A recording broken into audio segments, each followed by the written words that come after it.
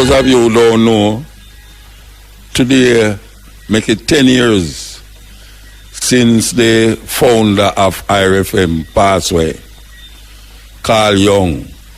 10 years from 2010 to 2020. And we know that his son passed away a few years after, Chad.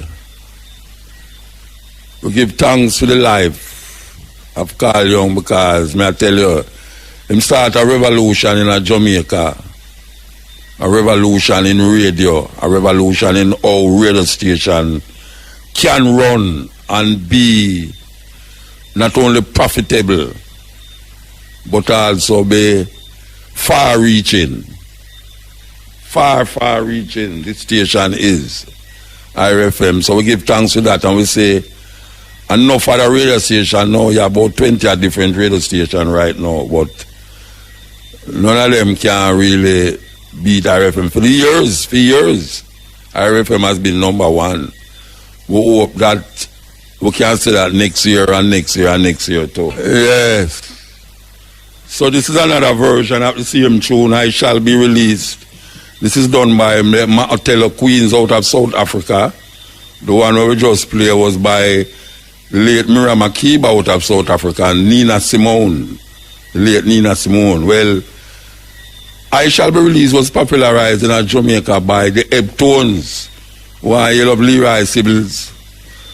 But that tune was written by a white man named Bob Dylan. Yes, Bob Dylan wrote that tune, I Shall Be Released. Very serious commentary. Very serious commentary upon the struggle of our people over the years. Why you love Shane? Yes, you love Shane, man. What you mean? Why you love Nigel? Of course. Them two man, they make the thing possible. You understand? So, big respect. So you guys know, the thing get away, as you have heard over the week, so much things happen. The brethren George Floyd have been buried, and the controversy keep going on and on and on. But it take another turn now because a lot of the demands that was necessary and important for evil kind of make something look like it going to happen. We see that the demands have been carried out and a lot of it seems to have been accepted, in terms of the stepping up the murder to murder 2 instead of 3. All of the man them get charged. I think the one with the whole them neck get $1 million bail, and next one must have gone 700,000 bail. They make a thing where the Minneapolis police and in California, a lot of funds will be moved from the police force to deal with certain social issues. We see that the brother of George spoke to Congress and talk about how them can help alleviate the racism that exists in the police force, because there is racism in the police force on a level. And then there is this killing 2 days before them killed George.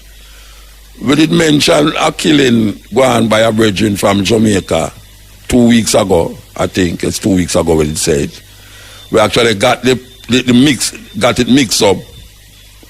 It was a brethren named Maurice Garden, a Jamaican brethren named Maurice Garden. When I hear the name, I nearly fell in grease because my guitar player named Maurice Garden, but I know him there in Canada. And we are trying to find out if it's his son. Because Maurice Garden, yes, anyway, a killing went on in New Jersey by a police who killed this Jamaican brethren whose car broke down on the highway and him couldn't move. Anyway, that's the next story for tomorrow still. We won't talk about tomorrow, but we really want, see, the next thing we'll develop is that them a broke down the statue them all over the place. Statues that go down, fall like how them did fall Saddam Hussein statue in Iraq. We see statues all over the place that get a fall. And people in Jamaica, there was two demonstrations, as a matter of fact. And one of the things that come out of it was actually, well, not come out of it, but it was there before still. They was talking about renaming Lady Musgrave Road. A whole lot of people might not know, but we have spoken about this on radio many times over the years, that the black man who owned Devon House, it was a black man who did own Devon House, if you never know. He was like the first black millionaire. And what happened is that Lady Musgrave did not want to pass the house. How deep racism is. That a man build a house, him black, you know, want to pass him house. So they actually had to build a different road so she can go up to King's house. And you know, say, Lady Musgrave Road lead to King's house. And the road which should have go past the Hope Road there, past King's house. So she never really want to take that route there for King's house. They had to build a next road, and thus Lady Musgrave. Ironically, Marcus Garvey's, there was two buildings there that was owned by Marcus Garvey. One of them in family used to live in her. One of them is now you see the boss of Marcus Garvey is in there. And then the other one was Cross Road, where that big hotel now is. Marcus Garvey used to do it. So anyway, them is now, they have a petition to rename Lady Musgrave. I don't know if nobody would, not nobody would object to it, because you have some people out there where hell-bent and not seeing anything representing the mass of the people's wishes be recognized. You have people in Jamaica will stay so, some bossy slave especially. Well bossy. Yeah, them tighter than the white man tie. I can't forget the imagery with Branson, the owner of Virgin Airlines and Oldness. Oldness well suit up. I don't know if anybody, I don't want it so like a visual to that picture there. Not a picture, you know, it's a video. Oldness well suit up, you know. And Branson rushed him. And I drive him tie. Okay, you know, say, Branson, them man, them just easy like Sunday. You know, see, them not really on the fussy business. Them are white people already. But you have some bossy niggas about the place where them want to behave more like the white man and the white man, like when Malcolm X said, when the house slave and the field slave, when the master house are burned down, the field slave, the house slave look upon the master and say, "Master, we house burning." And him first run for water for out it.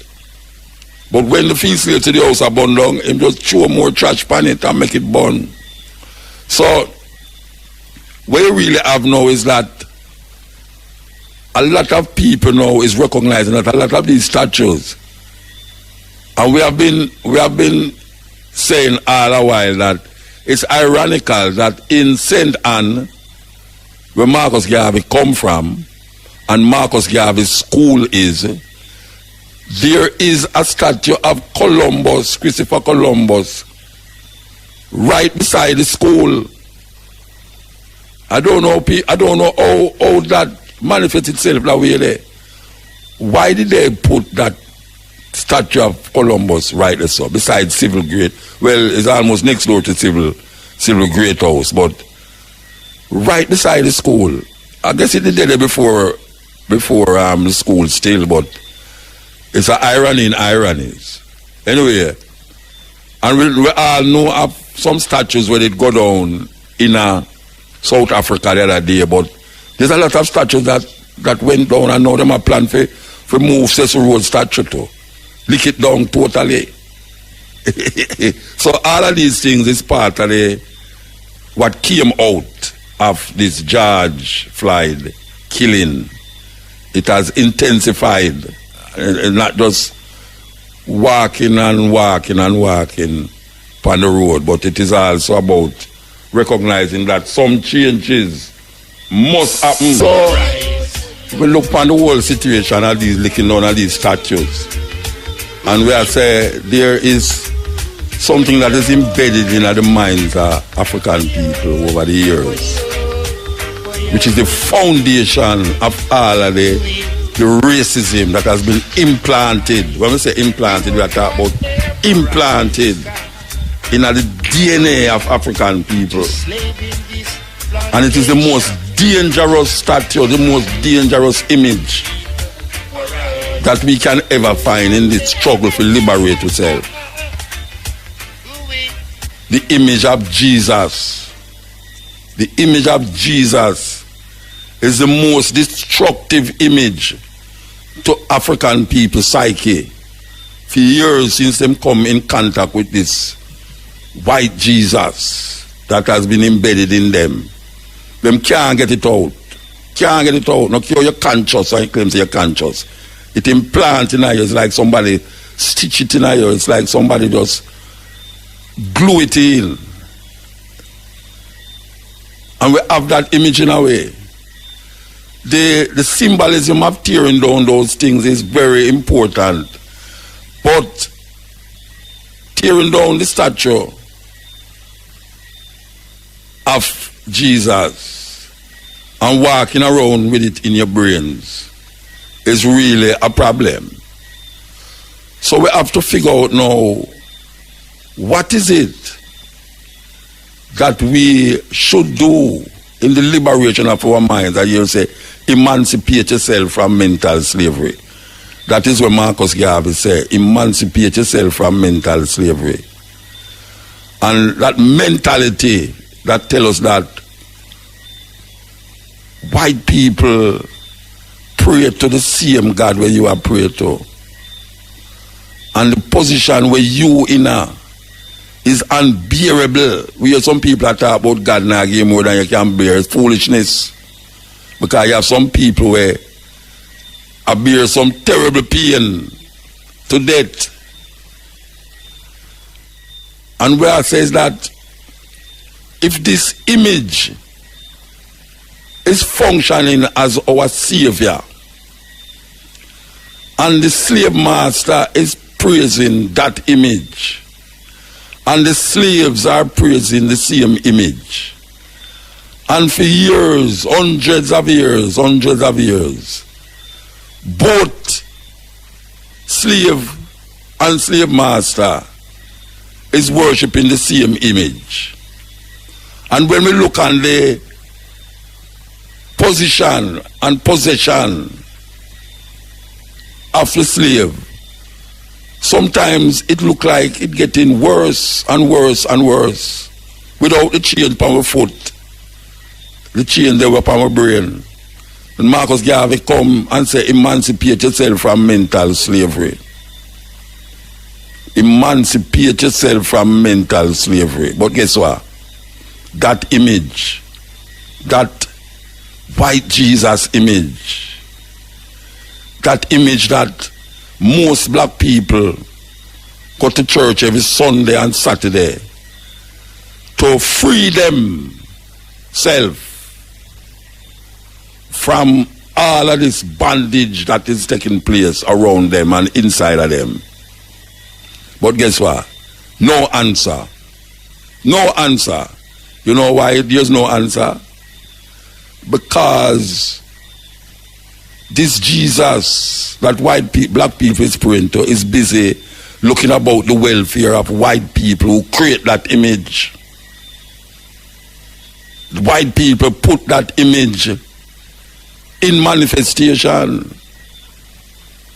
So white people is reaping the benefits of someone who look like them in the imagery, and black people bowing, scraping, begging, wanting to achieve something that they will never get.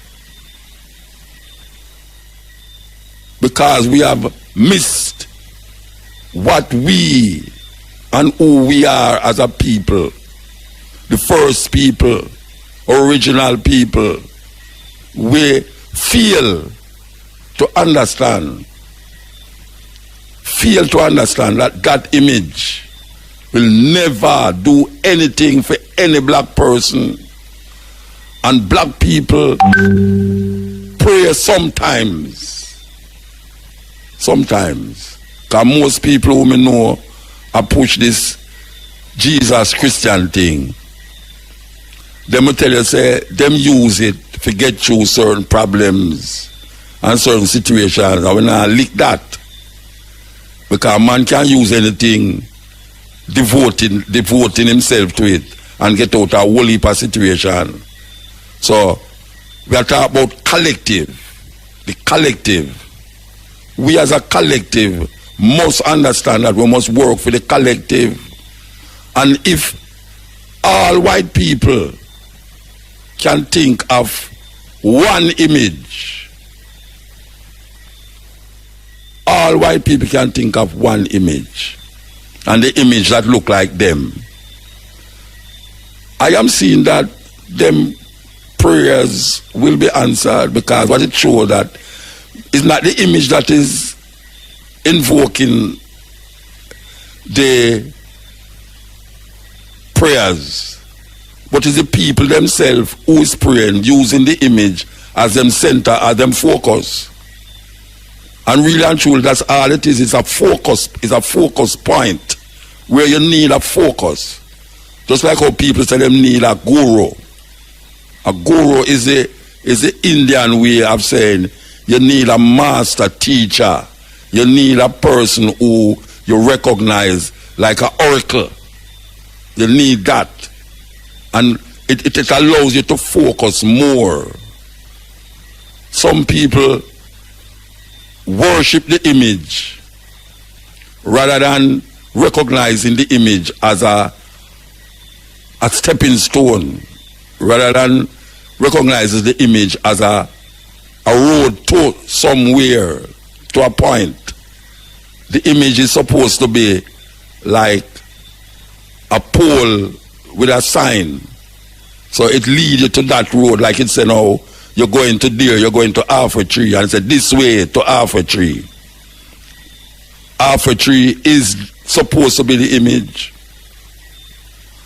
But the image must represent the person, who create the image. A man can't create an image for you and you expect, say, the image are going to left him and work for you. So we, as African people, have to return to our center. We have to return to our center. No matter how stupid it might sound to other people who is following the European image.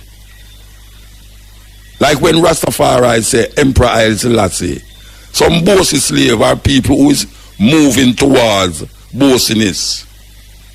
Because him have that image and that European logics, and I'm thinking, him can't see why a group of people would have say a man is God. And him don't recognize say the white man create the God where you are think about. The white man, God, was created by the white man. As a matter of fact, I will go as far as saying that all gods was created by mind, human being consciousness. All gods. In other words, God come into being because of man mind. Man consciousness invoke God. If there was no man, there wouldn't be any God. In order for God to exist, it must have man connection. People scared to hear them talk there. But if you stop and think about it, you will recognize what it is saying. That if there was no man, there would be no God. And you can't tell me that. Say, God was here before. How you know that? It's man consciousness, man mind, man understanding of self that bring forth this consciousness that them call God. And if you look at ancient spiritual linkage, whether it's Chinese, Indian, or whether it's Aboriginal people, even though you see them have images, but them understand that it don't stop at the image. It go within the deepest part of the psyche of the human consciousness. And the human consciousness bring out what the human consciousness want to satisfy himself and make him be a being that is necessary upon this planet here. But man take a different turn, and African people follow the man. That human, him is just a human, not necessarily a full man, a human. And when that human develop, and we recognize that that man out there is evil, because the first connection we have with him was evil. We show him kindness, and him brought us death. Aboriginal people feel it up to this day. And now we see a society that is embedded and crafted and created in the image of white people. Because them wasn't the original inhabitants of Africa, of America. Them go kill off the American them, the Native American them see people there, just like how them come here so and see Tainos and Caribbean so, just like how them go to Australia and see the Aboriginal them, just like how them go all over the world and see people there, and then them use them image and manipulate and control, because the people them never expect that you have human beings reacting and relating to other human beings that way. As a matter of fact, they say we were not human beings. So them say. But look here, we're still there. We shouldn't be there still, but we survive. And to make it plain, if a man look for me and say, Muta, tell me something. You believe in a God? And I will look upon him and I will say, I don't really use that word again, you know, from a rise to another level. I don't use that word. But if I should use that word, I would say to him, non-apologetically, the only God that exists is the God that I create for myself. What me say? Make that go right over to Muta say that. The only God that exists is the God where I create. So we hang on upon the European ideas and concepts of God. And as a collective, when I talk as one man go through and we say, see, it help one man can help me. As a collective, because Europeans collectively understand where I deal with. And now the Europeans use that image so much now that a whole heap of them decide, say, all right, they don't need that image there anymore. So they move on. So most of the most peaceful and successful nations in Europe, would I call them, most of them is all atheists too. And not only that, most Jews are atheists. Most Jews, what me say, most Jews are atheists. All the year are gone. When you look on Africa, where white man move from now, black people are taking it up more than ever before. Nigeria with about 200 million people. It's pure madness. Pure madness. Up to today, we hear about a pass out at St. Catherine. I tell a woman say he can heal her by having sex with her. And Kara go have sex with her. and then charge her $2,500 for the condoms and the things them when him charge her $2,500 for the condoms and all the hotel room when pay for all them something there. Understand? And she ball out for rape. She ball out for rape and all, they black her up and all, they go and become of him. But we get crazy. That is really what is happening with African people. We get crazy. If you look at Nigeria, South Africa and all them places, the way rampant black people find this Jesus and is doing some weird things with it. And black people in America get caught with it, at these so-called prosperity preachers, evangelists, them can use them television network to make millions off of black people, while black people still have to march to get recognition in America. The net earnment, let me say, the money that African people make in America is more than all the budgets of the whole of the Caribbean island them combined. And the preacher, as a matter of fact, we hear of another preacher in a Jamaica, it's really weird. A preacher in a Jamaica who have a business with employ a whole heap of congregation. He might take out tithes out of their money. Imagine that, they might take out 10% of their money for the church. Which government agency approve them something there? That church man, because he have a business though, he might take out money, 10% out of the people their money for the congregation. Wicked them wicked. And we look all over the world, all over the globe. Black people is confused. Confused. This thing when him Jesus, Christianity, confuse black people, and it's getting so intense now. Intense. It's getting intense. So when we are talking about take down image, it's not just draw down the image. Because you have a big image when you go to São Paulo. As you enter São Paulo, so there's a big Jesus on top of one hillside there, where it's a symbol of Brazil. Anyway, you see that picture there, you know it's a Brazil. Anyway, in a movie, in a picture, anything, a Brazil that. How you ever take down that? When I'm Jesus, may I listen to one of them today, and the blood of Jesus, and so much time the woman said the blood of Jesus to write. That me start look for my body and find out if anywhere cut for me. The amount that blood of Jesus may I hear. And me I say, if that is what is going to get African people out of this thing here, what them call white supremacy. Because now white supremacy is on even white people mouth now because of this thing here we are going in America.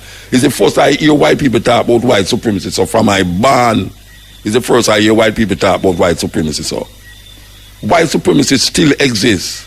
And white supremacy is a condition where white people believe that they are superior to other races. As we played last week, we played the documentary last week. White supremacy is a embedded conditioning of white people in America. You have a white woman who say all white people is racist. White people, I tell you, you have a white woman who has studied white people in America, you know, she say all white people is racist. Them born that way, and some of them grow up and come out of that racist attitude. But that is something where it's entrenched in American society. That's why it hurts when me hear all a youth like Crawford, Damian Crawford. When Damian Crawford talk about we don't need Black History Month in Jamaica. A youth I said that, youth, and I'm supposed to be educated, because I say the reason why Black History Month is relevant in America is because they are in a society where they are not the majority. Brethren, I can't stop saying that. And I was about 3 years now, I'm saying it, and it's on my mind so much now that a black youth black youth in this modern time, yeah, who say I'm educated, I talk about we don't need a Black History Month in Jamaica. And guess what? He must celebrate Christmas. He must celebrate Easter, and him say I'm a Christian. Him say him is a Christian. And he must celebrate Easter. He must celebrate Christmas. And when you look at black people, what is it that the youth them in a school know anything about Africa? You think you can ask them, little youth in a school know about Malcolm X and Martin Luther King and Steve Biko and all of them people there? You think you don't want to go far than that neither? Because you start going on deeper thing about all the Moors. Some of the teachers them never ever hear about the Moors yet. If you want to start going on Emotep and Akhenaton and all the people, some of them teachers don't even know that. And then we also we don't need black history.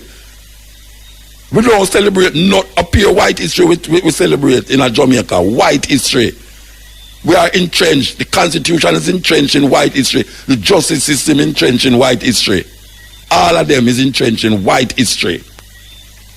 And a little youth come talk about we don't need Black History Month in a Jamaica because Black history was started. Black history was started that black people can recognize that there must be a time when you can review and revive the historical greatness of African people and human being and them culture in the world.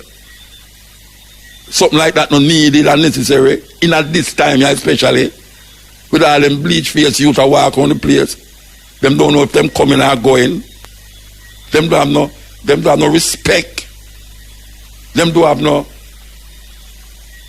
self-worth. No confidence in self, and you have to say you don't need that. And now we need it, brethren.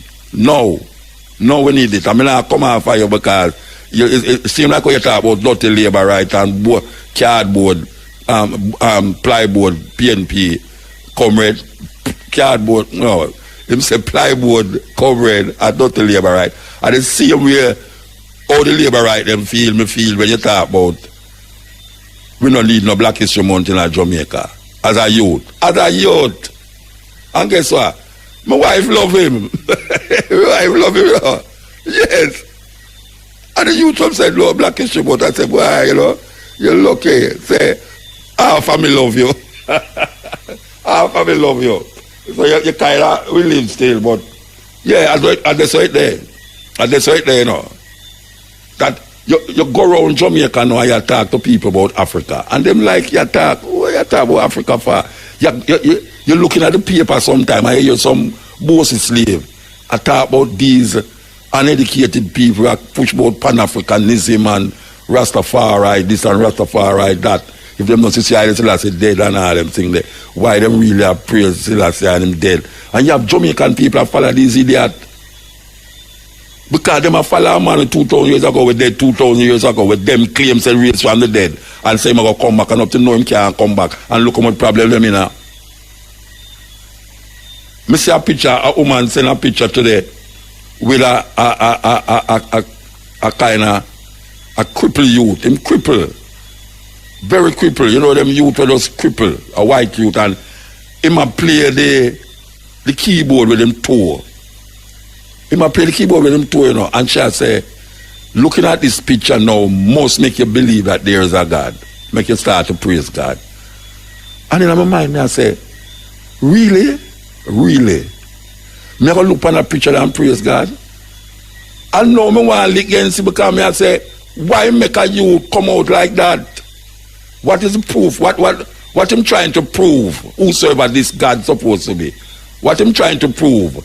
To make a youth come out like that, to be a spectacle amongst men. It's crazy. It's crazy. So we are saying, no, we see certain things are going on. And hear the man sing the tune, arise, black people arise. Marcus Garvey say, don't a word theater, him say, look here, black man, who no love, kneel down too much, get up. That is what I'm saying. When you love kneel down too much, get up. My Johnny Clark say, Africa have no friends. No, friends, because we can't see that. We stand alone. Because if white people don't fight, we are fight against our own self. And we now recognize how ingrained that is. Self-hate is not self-worth. And when we kill each other, how can I get up and say that white people need to really change them ways? And I'm going to turn to you and say, but you know, so not kill off one another. All we are doing is help, you know. That's all we are doing. It's a serious thing. Serious thing. We look upon it as a sin. And I will use the word sin, a shame. That after so much, man, I mean, we're not supposed to be there still, you know. But we're there. And we survive. So obviously, them can't get rid of it. Them have to go live with it. And when I ask for be superior, when I ask to be over nobody, means that's one of them Rasta we are talking about. Rasta for go rule the world, you know. But they don't rule the world business, you know. Means not one of those Rastas who is talking about Rasta must rule the world. We must decide our own destiny and don't make others decide it for us. Somehow we can't even look after our family and we are talking about rule world.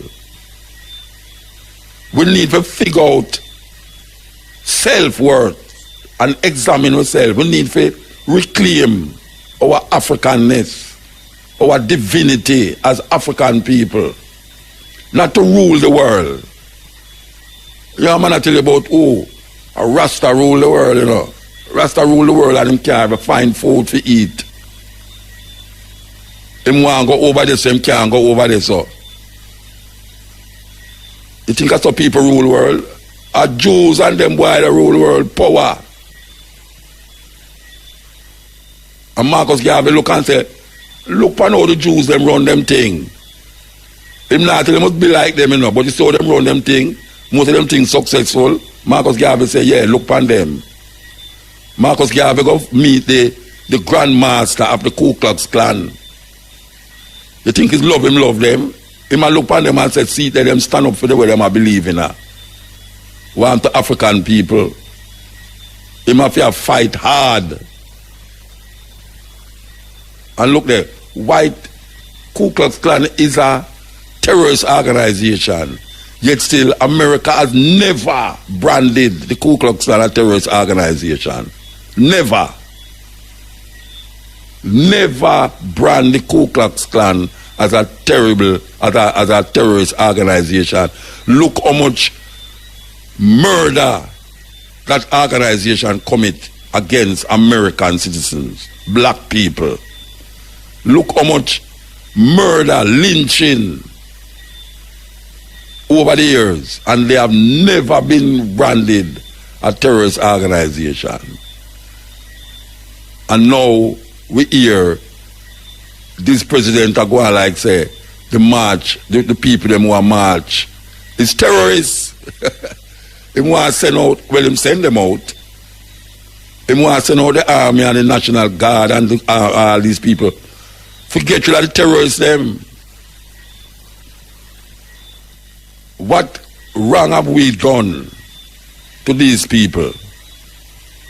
All we need is to be understood as they are understood in themselves, and we must now carve out our own destiny. And the first thing we must do is find some power in ourselves. Power. Marcus gave about the hunger thing that man understand. It's power. Power, make it power. And black people can't run around the place.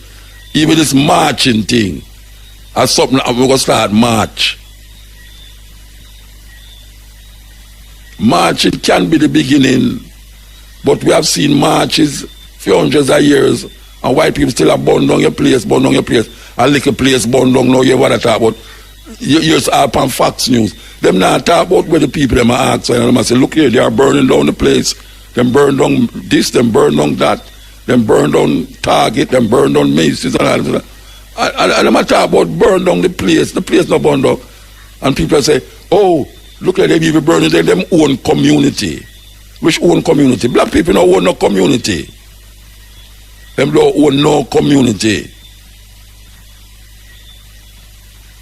And we'll go through that already. Watts riot, you know, Rodney King riot, you know, the time in that Tucson, where the place in the middle of the Black Wall Street, them burn down the whole of that lynch whole heap of people. And the list goes on and on. And now them talk about killing of black people on the road. A man send me a thing in England a while ago, and when me look at the thing, I say, it's what is? 3 police come up to a black youth, you know, and handcuff him and I search him. And him friend, you know, will take the phone and say, him not have nothing, and the police still hold him and I search him. When you look on the other side, another 2 police are search another black youth, handcuff them. 2 black youth that handcuff, you know, 3 people they that travel, you know, 3 people that travel, 1 white boy and 2 black youth. People, would you believe that the police them handcuff the 2 black boy them, and the white guys stand up there and I talk to them normal, and him in the same crowd. The youth who take the picture and say, you see it? I wanted to see this. Look. The black guy is handcuffed. The next black guy is handcuffed. And look at the white guy. He's standing there. What is this? And them think there's fury, man. Them think they hurt you, man. 2 black guy and 1 white guy, and police stop the 2 black guy them and handcuff them and search them. And the black guy just turn up, the white guy just turn up there and talk to the police normal. Nothing. Nobody not search him. They just talk to him like him and my friend like for a long time. That is how the thing go. And that is why anger is there. And white people have to do something about it, you know. Yeah, man, white people have to do something about it. Because, you know, you push a dog around for so long. One day, that dog is going to turn and bite you. You push a dog around for so long. One day that dog going to turn and bite you. The fear that white people had of black people was so deeply internalized and reinforced by church and government and business that black town halls were burned, black churches were burned. And if a black man defended himself against the aggressor, against the white man, not only could he be killed, but his family could be killed. He might be subjected to hours of torture. In some cases, more than one, a black man was tied on a log and burned from his feet up so that an extensive crowd of people could take pleasure out of the screams and the horror. At his home near Savannah, Georgia, James Allen has collected a photographic record of racial violence in the South.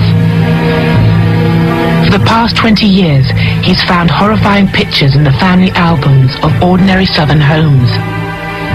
Many are postcards that were mass-produced as souvenirs.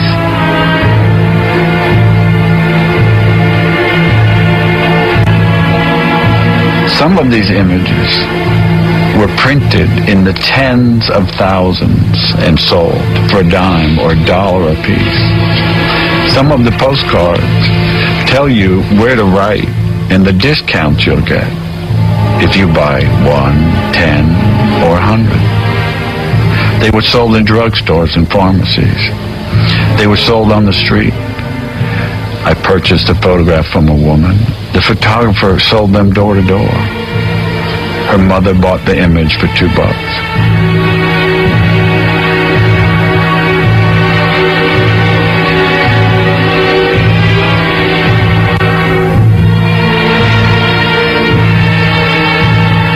A murder that is of particular interest to me was of a 17-year-old boy by the name of Jess Washington in Waco, Texas, in 1916.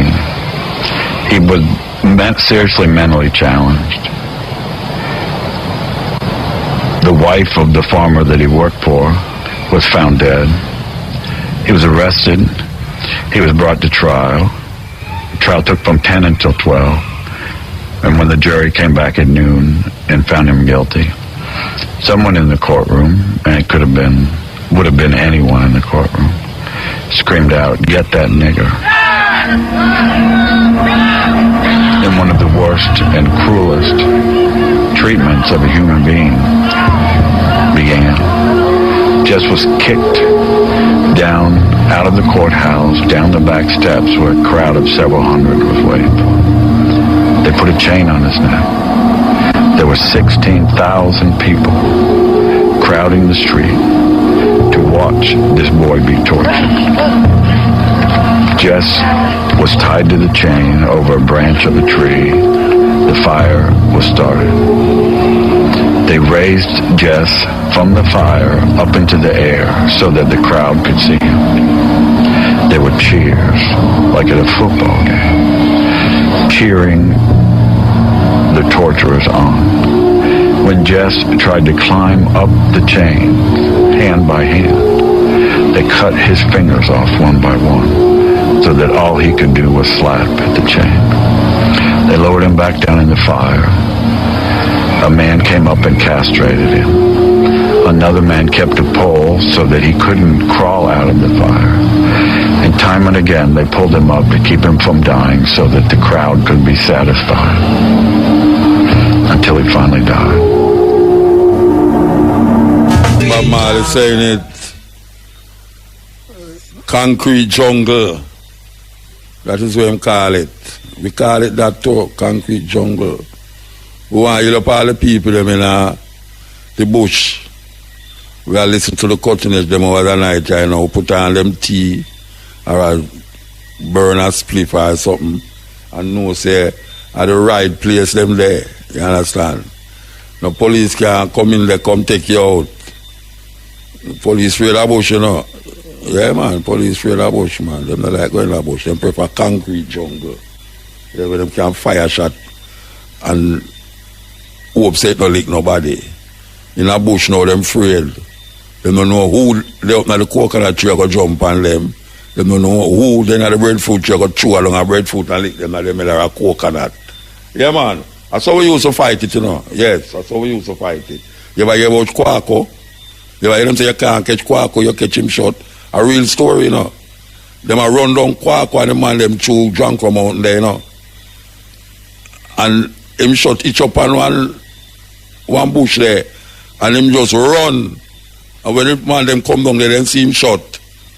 Thus the term, you can't catch Quaco, you catch him shot. A true thing. Serious thing. So what is not offensive to white America and to Trump? Well, the enslavement of Africans obviously was not that offensive to white America because it was here for so long. The systematic genocide of indigenous people was not offensive to white America. They supported it just like they supported the enslavement of Africans. They supported Jim Crow laws for so long. They supported redlining. They embraced the KKK. They still embrace the KKK. They do. It's a fact. It's the only terrorist group that has been allowed to operate in our country is the KKK. Why? Because they're a white terrorist group. Now, why would a nation allow a white terrorist group to operate? Because our nation is also a white terrorist group. So white America has never, ever, ever, ever been offended by any sort of injustice, including murder, today or yesterday. Tamir Rice, a little boy, playing with a plastic gun. The policeman rode up on him as fast as he could in the park without asking any questions, shot him dead in the park. A little boy with a little plastic gun, innocently playing in the park. The white policeman rode up, shot him dead in the park. Was white America offended? No. The mass majority of white America was not offended. When Michael Brown was executed, white America was not offended. They were quiet. They were silent. All the lynchings that happened. Pregnant women being lynched in the past, hung by trees. Their babies coming out of them and being stomped in the ground. white America wasn't offended. Emmett Till, white America wasn't offended. Sandra Bland, white America wasn't offended. Freddie Gray, Trayvon. Matter of fact, as usual, whether it's modern lynchings or historical lynchings, as usual, just like yesterday and today, white America is busy defending the perpetrators of racism, of white supremacy. So when I say we are a white supremacist nation, just look at the facts. What offends white America is when a football player kneels during the national anthem. Not when a black man is executed in the street by a racist police officer because that racist police officer only sees a stereotype of a criminal. And this is why black people have always been killed. They don't see their humanity. They see them as a racist stereotype. This is why black and brown folks have always been murdered. Reservations today, the Trail of Tears, Andrew Jackson on our currency. Why is that racist Andrew Jackson on our currency? Because we celebrate racist. Collectively, culturally, as a people, white America has, what we're good at is apathy toward people of color, toward marginalized people. We're good at denial. We're good at projecting our racism back onto people of color, back onto brown and black folks. We pretend that many white people today, even today, pretend they live under black or brown supremacy, that there's some sort of black or brown supremacy that's oppressing them, that black people are more racist and have more power over white people than white people. The system of white supremacy operates, they pretend that it's a black and brown system, somehow suppressing them. White people are psychotic, socially and mentally psychotic. And from a racial point of view, in the context of race, they are psychotic, literally. And Trump is their psychopathic leader. You look at Obama, an eloquent, charming, gentle, beautiful human being, not a scandal, adored his family, was all about unity, solidarity. Then you look at Trump. Look at all the racist things he said. Look at all the racist, what a Nazi in the White House. White America has their hypocrisy, they have their apathy, they have their white supremacy, and they have their white supremacist leader, and they're happy. The only thing good is that they're coming out of the closet. The racism is showing, and that's always better than covert racism, because now we know who you are. Yes, now we know. Serious thing, and the list goes on and on and on and on and on. We continue the journey, you know. This is the cutting edge. And that is why Jesus walked into the temple and he whipped people out. He said, all of you get out. One by one, get out. What are you selling? You're selling doves, get out. What are you selling? You're selling wristbands, out. What are you selling? You're selling anointing oil, Puma, out. What are you selling? You're selling stickers, oh, Puma, out. What are you selling? You're selling anointed towels, for what? Out. Tell me one man of God right now who's using his own anointing oil as a hand sanitizer.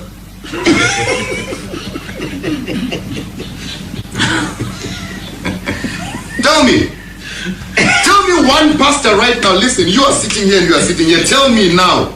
We are in quarantine together. We are quarantined together.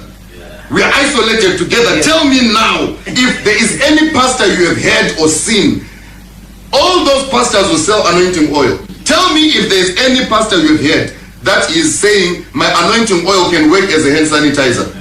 Tell me of all the pastors all over the world and all the prophets who've been claiming that they can heal the sick, who've been claiming that they're all powerful and mighty. Tell me one of those pastors who have gone to pray for coronavirus patients. Not even one. And you come and tell me that even after this corona passes, you will still march back to that church. You need deliverance. I'm telling you. You need deliverance. After corona passes, you will still take your Bible and say, Papa, pray for me because I'm having a chest pain. You are a fool. You are a fool.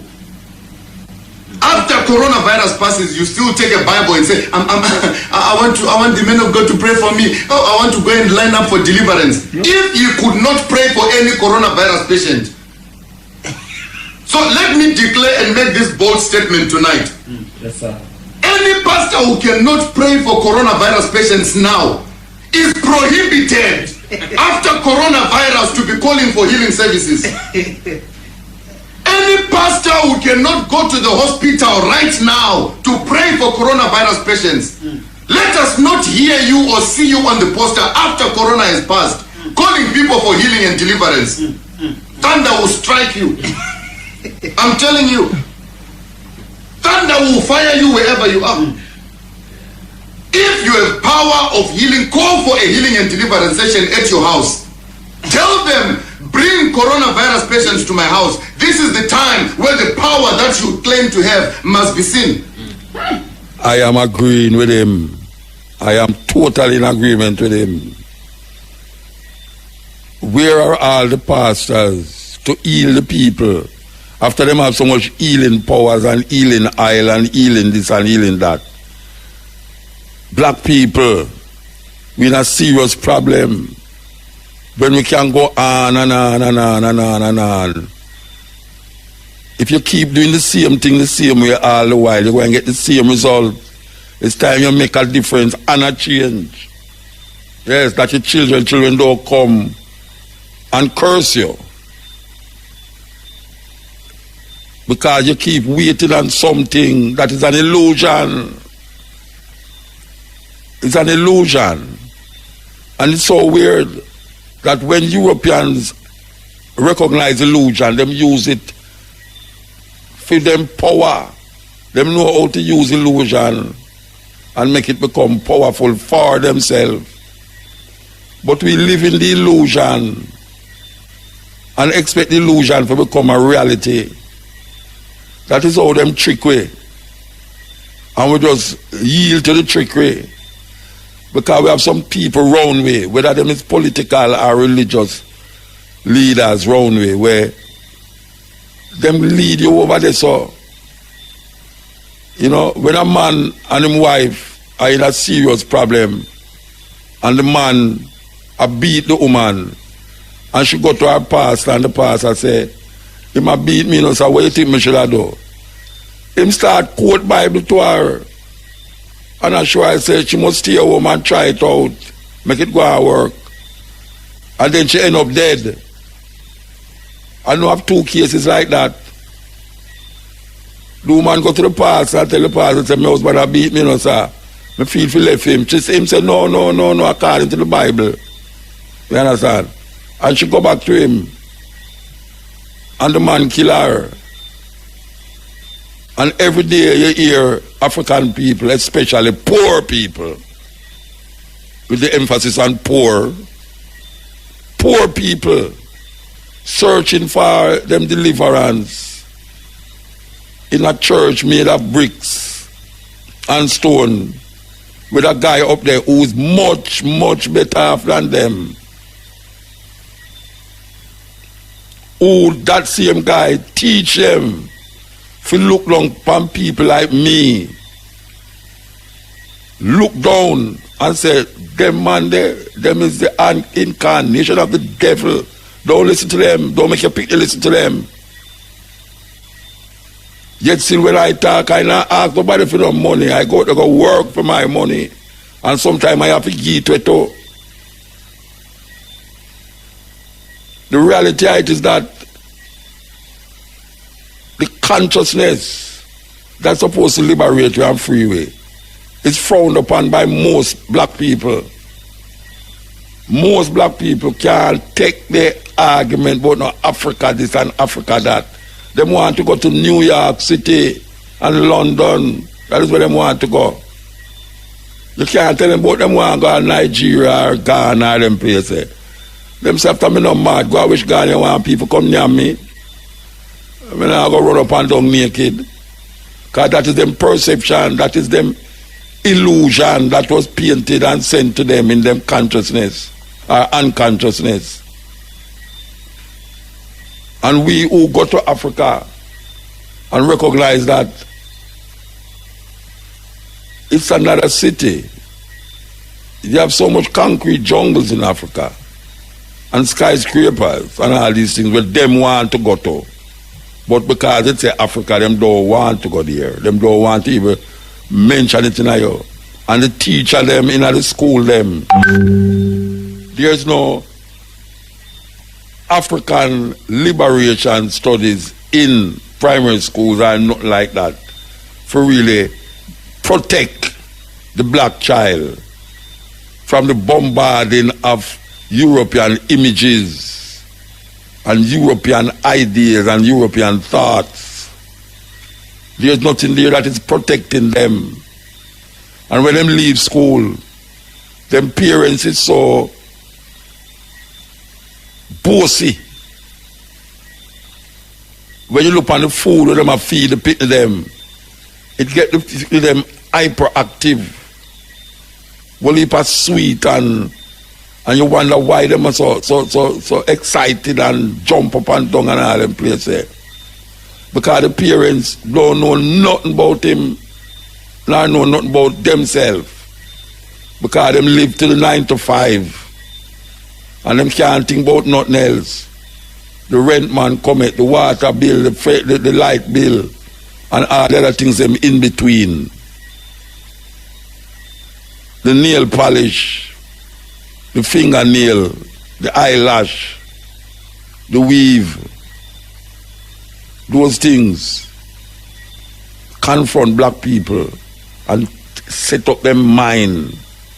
And their mind is not here, not there, not nowhere or everywhere. No there. Jack and Jill keep going up the hill for years, and Jack keep falling down, and Jill came tumbling after.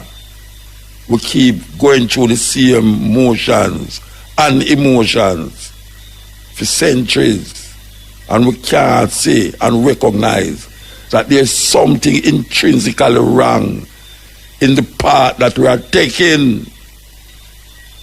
The path that we are taking shows that it is benefiting Europeans. And the more we take that path, is the more Europeans have domination over we. And we who claim to have the richest continent, have the poorest people, we who claim to be the first people, is now the last people. And look how much heroes and sheroes come for help we, for liberate ourselves. And that is the end of them when them dead. When them dead, it's our next episode. And somehow we still at search for hero. And our last hero is not even someone that we make a hero. It's when Europeans make a hero and give way. And say, see your hero here, washing his blood. And you will be saved. Not now, but when you're dead. And that is the thing that them perpetuate power. That there's no other place that we should be fighting for other than this earth. This earth is where we are and where we will be until the time of our death. Yet still we are looking forward to something that no man living now know what will take place there. We are sure of this earth. We're sure of this life. We need to make this earth and this life be meaningful and have a purpose. Salvation is when we can be happy and feel joyful. Not the little frivolous way of being joyful, but inside, connect with you and connect with others. It's not revenge we are look. We are look definition, defining ourselves and having our place upon earth as human beings. It's not fight we are look. It's not dominance we are look. For dominate and dominate and dominate. We not look nothing for dominate. We don't want to have dominion. We want to be human beings. We want to be conscious of our surrounding and what is it that will allow us that happiness that we search for. We search for happiness inside. Inside. And so far where we are though, is not carrying us to that, we would have call nirvana, or that utopic way. It's not carrying us there. It's diverting us. It's diverting us. Them have just a thing from food, clothes and shelter, food, clothes and shelter, food, clothes and shelter. Water rate, light bill, bus fare, superficial food, artificial food, doctor bill, corruption in high places and low places. We need to wake up. Yeah, we need to wake up. Because all the nations around, as they have woken up. They have woken up. That's why I see some of them, white people can't go tell them nothing. White people can't go tell Chinese nothing. Nothing. Chinese people are afraid of white people. Because white people Chinese people take themselves out of the gutter and out of the abyss of nothingness and come find themselves. The English go to, the British go to India and divide India and call one side Pakistan and one side India. And now the Indian them rise above the British. The British can't go back over there and tell them nothing. And we sit down over here so, in this part of the world that we call carry us beyond. We are a group of islands, most side maintain European domination. And them dominate way. All our laws and our ideas and belief system is manipulated and controlled by the same man them who put we in bondage for how much hundreds of years. And we still have follow them way. How can we be following these people ways when we are in the gutter and them is in the mansion? Collectively, we search for that happiness, not one person happiness, but collective. And it will be seen that it's an illusion and it's an elusive thing, but it's not true. That is what they want you to believe, because them have it. So why can't we, as the first? Because Target should be on the streets with us, calling for the I don't give a damn if they burn down Target. Because Target should be on the streets with us, calling for the justice that our people deserve. Where was AutoZone at the time when Philando Castile was shot in a car, which is what they actually represent? Where were they? So if you are not coming to the people's defense, then don't challenge us when young people and other people who are frustrated and instigated by the people you pay. You are paying instigators to be among our people out there throwing rocks, breaking windows, and burning down buildings. And so young people are responding to that.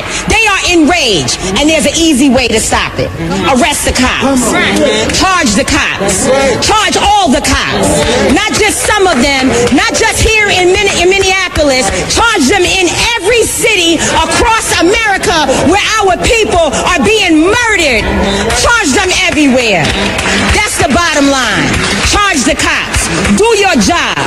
Do what you say this country is supposed to be about, the land of the free for all. It has not been free for black people, and we are tired. Don't talk to us about looting. Y'all are the looters. America has looted black people. America looted the Native Americans when they first came here.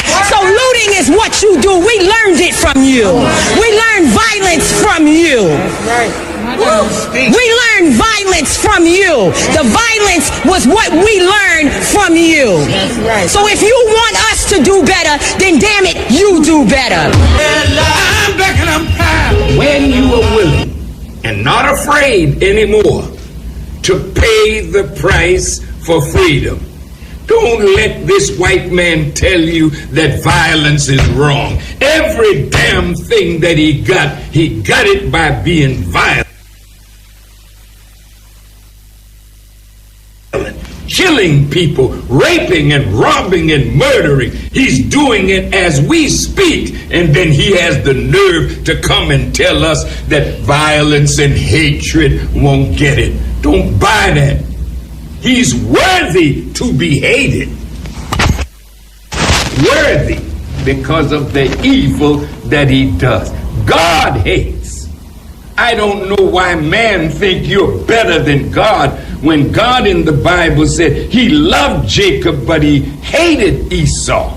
In the Bible he said no man can serve two masters. He'll love one and hate the other. They have made us little sheep that they can walk over and run over, but when we decide it's over, and we should make that decision, it's over, we're not taking it anymore, and we cannot pass on to another generation the legacy of our cowardice when we know the problem and won't move to erase the problem.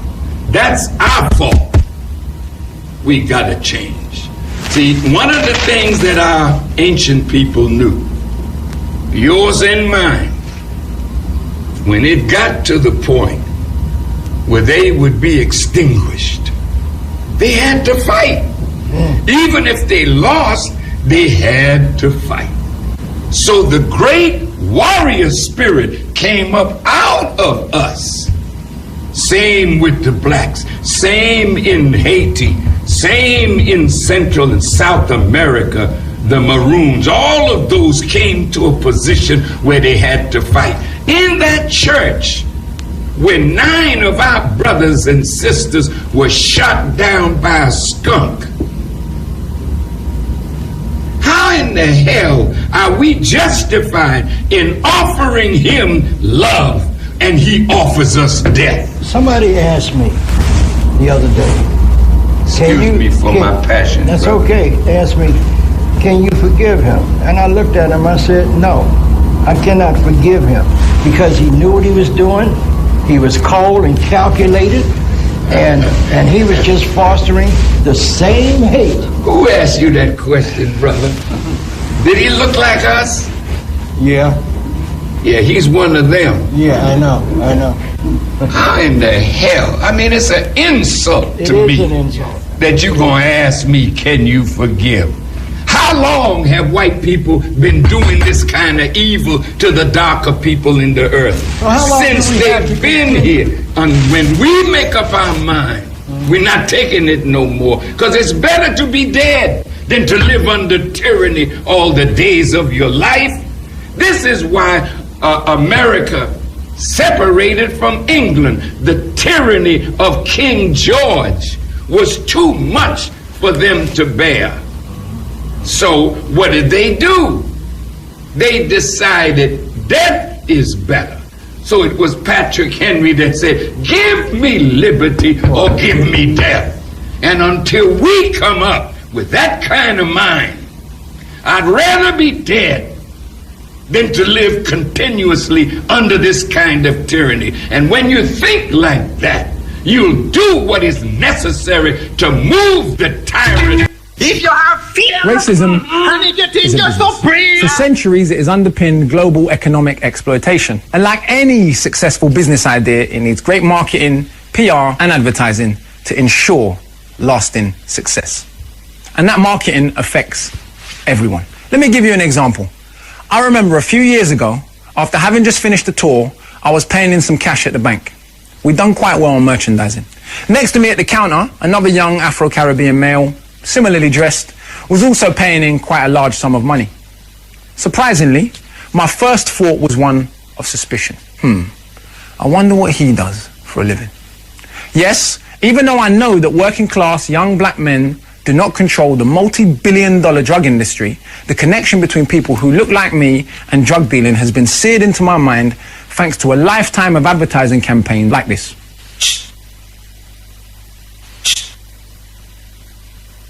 These images feed a culture of racial assumptions that produce microaggressions that I'm going to call everyday racism.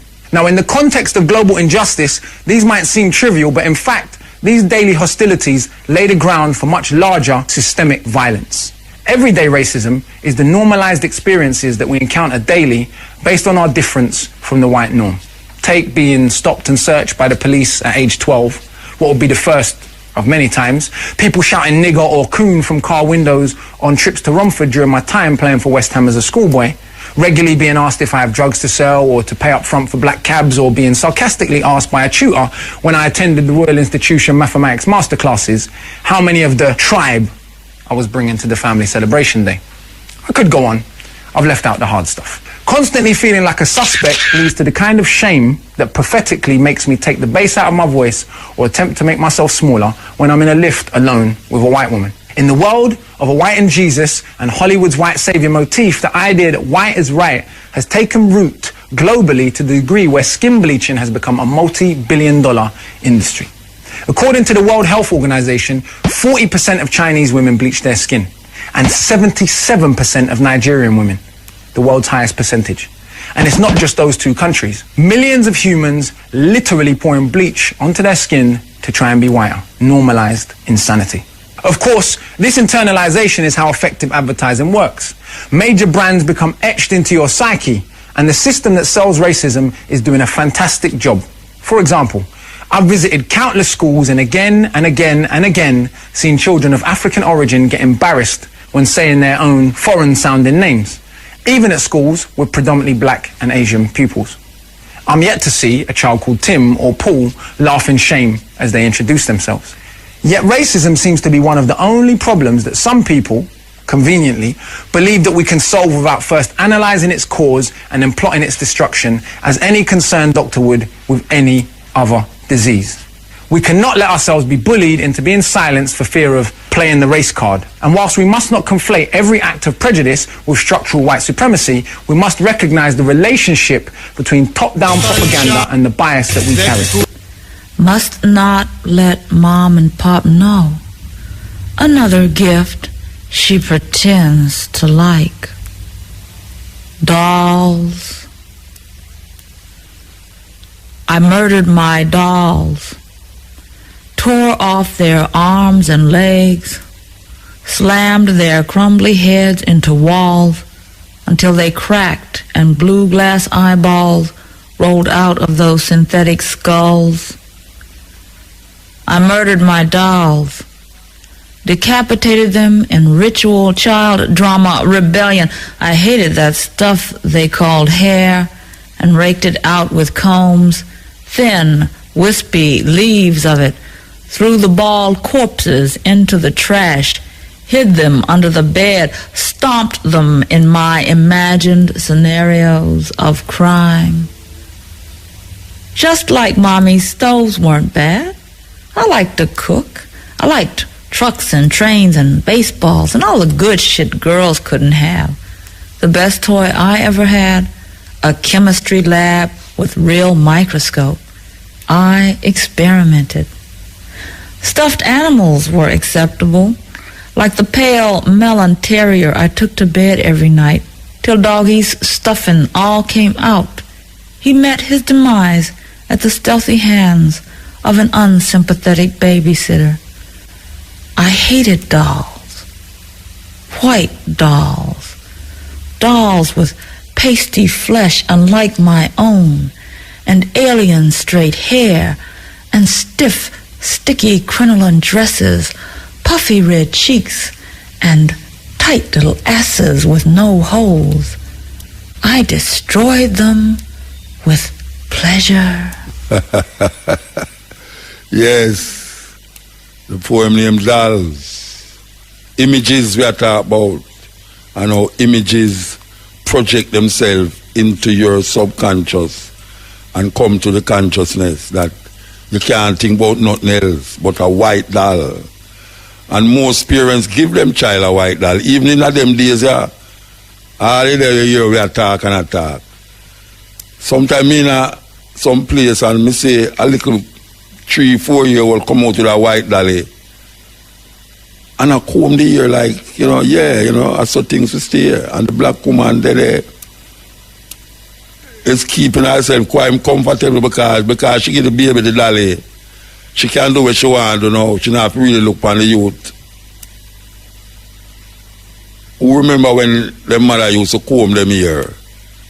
And because you ball out, them licking her head and say you're nasty. When you look on the comb, that comb was not made to comb black people here. Because our hair kinky. And like black pepper green, what them used to say. So when them push that the comb like head, it draw up the hair and it burn you. And them lick you. And say you're nasty because you don't want your hair comb. What a thing. Beautiful. Hey, beautiful. Beauty is about how you behold, more than silver, more than gold. If I say I am beautiful, then beauty is accessible. Beauty is about how you greet the everyday people that you meet. You are beautiful, so I'll rejoice. Your beauty is a natural choice. My sister is a beautiful girl, but she don't want to be Miss World. Her value is not prize money, more value than a pearl. My sister is a beautiful girl, human delight. She could be out of sight, but she would rather stay and fight. Her legs are firm and sharp, best for self-defense. This daughter kicks like wildfire, so cause no grievance. But she won't walk the platform to upset people lost. And you can't get the number of her height, age or bust. She don't want to go to the market to be viewed like a slave. The viewing time is over, put the judge in the grave. She don't need to go to the market, cause she's already won. Beauty contest, no contest, she don't need to run. I talk about people in society who judge you by your looks. Them give you a number that is written in a book. And lustful eyes from all around come to look at you. They judge your lifetime by a quick interview. My sister is a beautiful girl, but she don't want to be Miss World. Her personality cannot be rewarded by no judge or earl. My sister is a beautiful girl, she needs no contest. And you can't put her with another judging who's the best. And you cannot judge my sister's heart